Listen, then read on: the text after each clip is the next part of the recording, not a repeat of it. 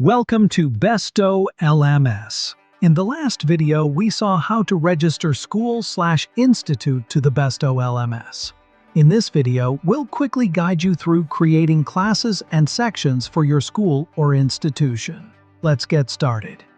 First, from the side menu, click on Classes.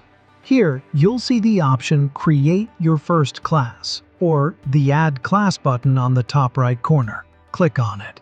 Now, select the class level, from Class 1 to 12. Next, enter the display name. This is how your class will appear in the system. And that's it. Your class is created. Now, let's add a section to your class. Go back to the side menu and click on Sections. Here, you'll find the option Create Your First Section, or the Add Section button. Select the class for which you want to create a section. Enter the section name, for example A, B, or C.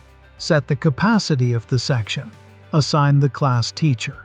If the teacher isn't created yet, no worries. You can assign them later once the teacher's data is added to the system. And that's it. You've successfully created a class and section in Besto LMS. With just a few clicks, you can organize your school structure seamlessly.